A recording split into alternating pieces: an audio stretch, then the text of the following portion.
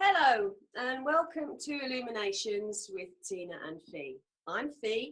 And I'm Tiina. Hello to you all. Welcome to the Own Kind of Wonderful series. And in this series, we're going to explore two elements. We're firstly going to explore in this episode, we're going to look at self-awareness and knowing yourself. Very interesting. And in the second episode, we're going to look at purpose, which is key to both myself and Tina's work. You may have noticed we've had a little bit of a space, a little bit of time out, because Tina and I have been very excited in finishing our book, which we will tell you more about later. It's gone out to our 5 readers, so thank you to them. And we will be telling you more about our book, which is about abundance and a life of abundance. That'll be a key part of our December series, so we'll be building up to talking about that then. So today, self-awareness. And I'm going to hand over to Tiina. And Tiina, I know that you've been on quite a few journeys on enlightenment or personal development, however we like to call it. So I wonder, what's your place of self-awareness at this time? So if you talk about the concept first of what self-awareness is, that might be helpful. And then we can start to explore what that means to both of us. Yeah. I think it will mean different things for both of us, and I think it will mean different things for those who listen and watch. Self-awareness for me very much is about knowing yourself, and within that knowing yourself is, what do I want in this life? Who do I want to be? And how do I want to feel, or as you would call it, what emotional state do I want to be in? And very many people would kind of go, well, I do know myself right off the bat like that. But if you start exploring it a little bit more, some people have a very hard time answering, what do you want and who do you want to be? And I think very important here also for me to mention at this point is, who do you want to be doesn't mean that you want to be someone else than who you are. I think it's about finding the essence of you and not having behaviors in your life that don't serve you or don't serve people around you. And it's looking at those like, okay, so do I want to behave like this? Do I want to get irritated and shout at someone? No, I don't. Okay, so who do I then want to be instead? I've got this picture of myself like this. How do I need to behave to be that kind of person? So I think there's quite many things going on in there, in that kind of self-awareness. And it's also on that journey to knowing yourself, you'll also be better at knowing other people, because then you will know, where do I start and where do I stop, and where does another person start, instead of this blending together. So I think there's clarity in that as well.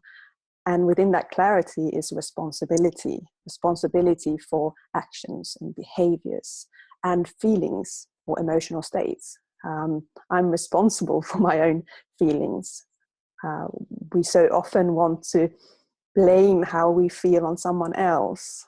I put both my hands up. I do that, even though I'm aware that I'm responsible for my own feelings.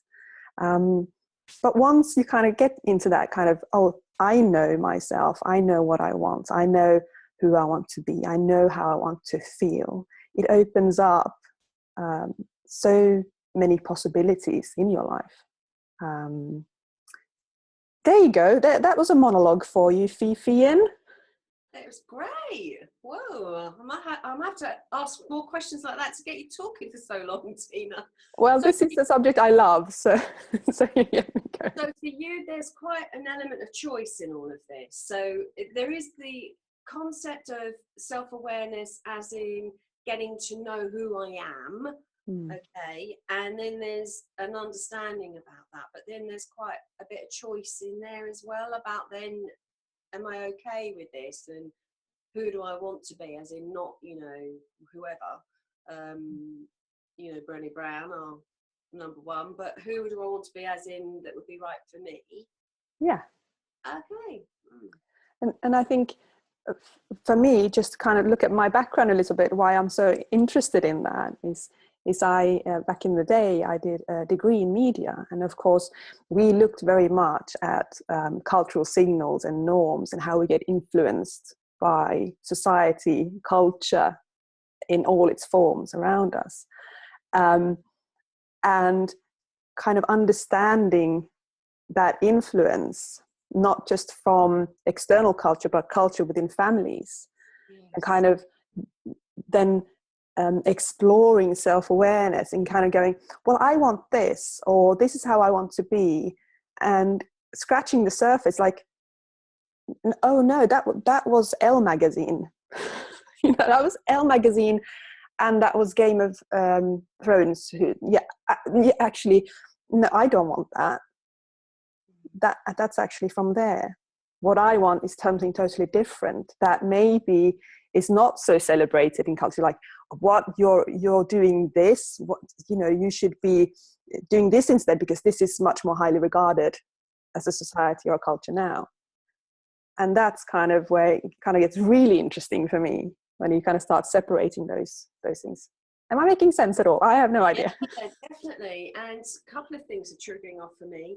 Firstly, as you know, I do a lot of work with NLP, and there's a guy called Dilts and the neurological levels. And it's really interesting because I work through Dilts, which is kind of, he talks about levels of embedment. And if you can work at one level, you can influence the rest. So environment is the first. So if you can it's a bit like Maslow's hierarchy of needs. If you make sure that environment is a conducive environment for you to function, or the environment is helping, that's great. And it builds up to, level 6, which is about identity.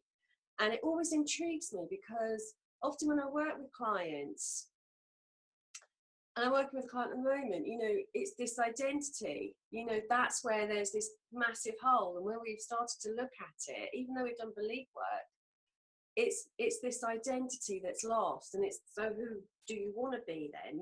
If this is a gap. And it's interesting because as you know, something that really came into my head when you first spoke.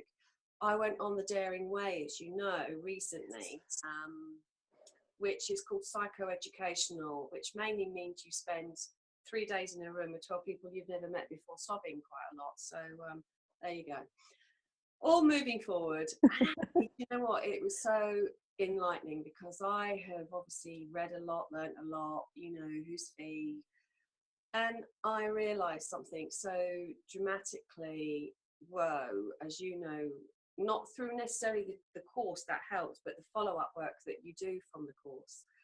And I realised that actually I have learned to perform so well in my life that actually, who's the real Fi?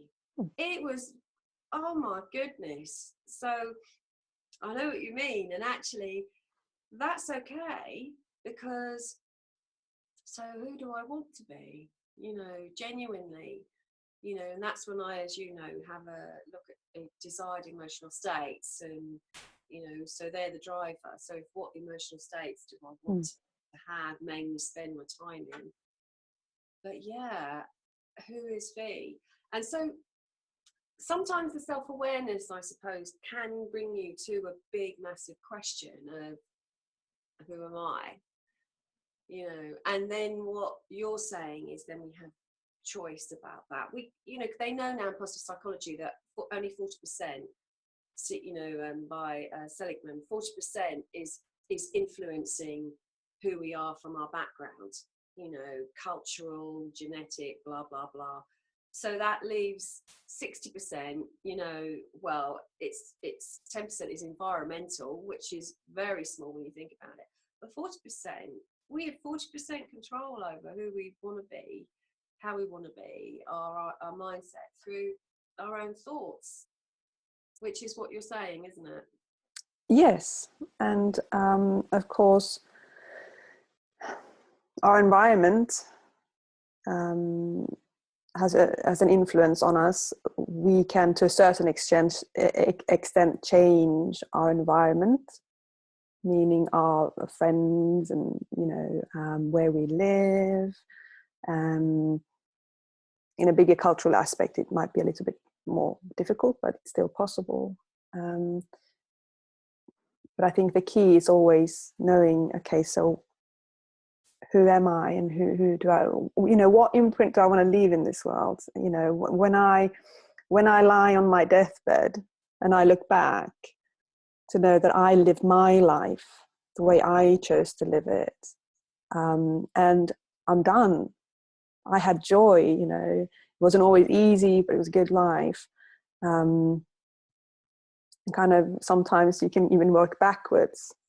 What is it that I would have wanted to do and be at that point? Mike Dooley talks about taking, it's not necessarily the easy route, because it's not easy. He says you take the magical route. That's what he says. Because of course it's not easy when you come up against, like for me, it all kind of tumbling around me as to who I thought I actually was, and then going, oh my goodness, so how much of this is me performing, and how much of this is kind of me? And so that is a kind of woe. I just wondered, have you kind of read any books or had any, if you think back over your time, like that was a definite moment, light bulb, massive for me, which I didn't expect, because I thought I knew myself fairly well.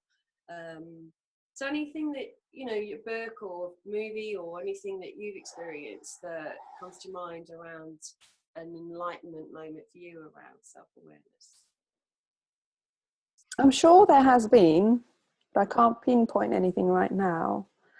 I think, okay, because that's I suppose what I'm doing is is thinking, okay, so for some people it might be a moment, for some people it might be gradual, Yeah, that's what I was just going to say. I think what I've noticed with us two is that for you it's very often boom moments, and for me it's very gradual, and it painfully gradual sometimes, so that I don't even know when the change or when the knowledge or awareness happened. It just kind of was there in the background, happening like that, which then makes it harder to pinpoint, kind of going, that made an impact or that made an impact.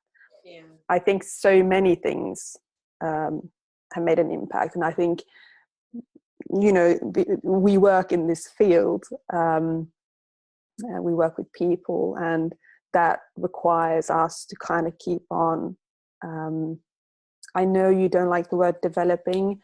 I'll use that now because I can't figure out another word, but to kind of